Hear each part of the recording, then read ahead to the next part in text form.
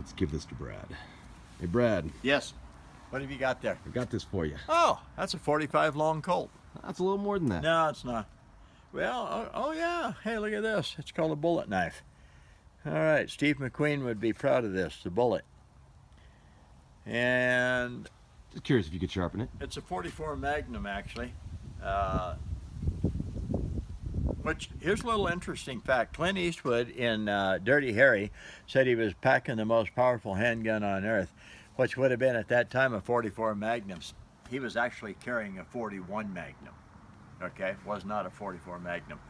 And I think you can look it up. There's probably some facts on that, but I'm pretty sure you would find, yeah, that's, oh my gosh, yeah. You would find out that it was a 41 Magnum, not a 44 Magnum. So anyway, that's actually a cute little, that's pretty sturdy. It's made like a bullet, and it's got a little bit of an edge on it. It isn't much, but, and if I can, you know, push on it like that. But will it sharpen? Yes, I believe I can sharpen that because it does have some edge. That'd make a good, I can make you let loose of me if I start jabbing. Ouch.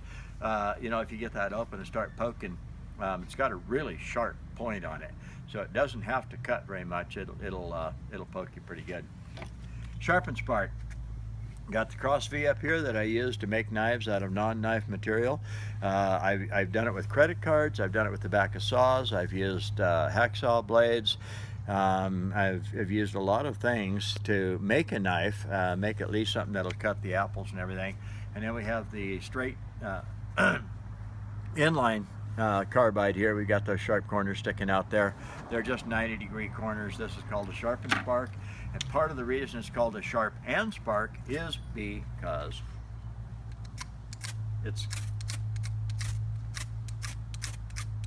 got one of those in the handle. So not very many sharpeners on earth. You can just unscrew a little bit of it and use one end of it on the other end to make sparks. So let's get to work. Let's see if we can cut. Okay, I can kind of, this isn't too bad, but you got to kind of saw on it. Let's see if I can make it better than that. Get out of here. I'm going to feed those to the birds. All right. And I might use the cross V on it here in just a minute. I'll run this just a little bit. And it really is pretty easy to work on stuff if you can get it on something like that. And don't press too hard, move along kind of quick. Some of the things I was trying to rip the metal off as hard as I could, so I pushed harder on them.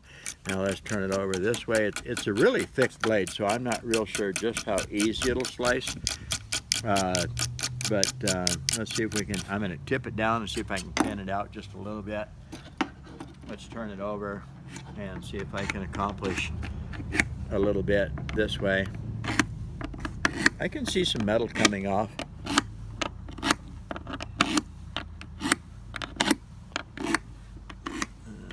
Alright.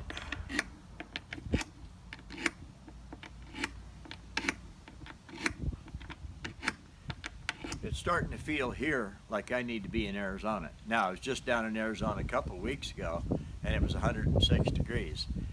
It actually felt pretty good, but it was a little bit on the warm side. It also was about 106 degrees in Las Vegas 10 days ago when I was there, and it really did feel good.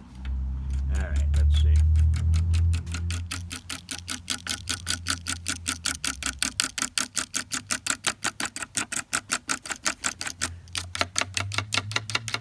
All right, let's polish it a little bit and see if it'll slice better, or maybe even some paper. Just like that. Not too bad.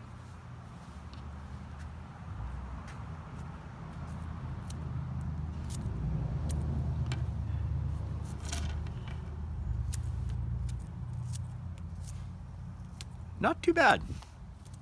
Actually, it's cutting pretty good.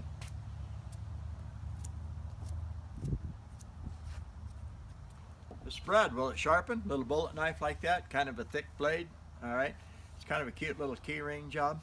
It is probably a pretty good little self-defense deal. Open some envelopes, stuff like that. work on it a little more, drop it way down like this and work on it even more so that it actually thins that blade out a little bit and makes it sharper. Thinner means sharper, it doesn't mean tougher. Thicker means tougher, okay? So you want to drop it down, instead of about like this, you want to drop it down to about that and work on it even more. So this is Brad, sharpened this little bullet knife like that, okay? And that's a cute little guy. It's called a 44 Magnum.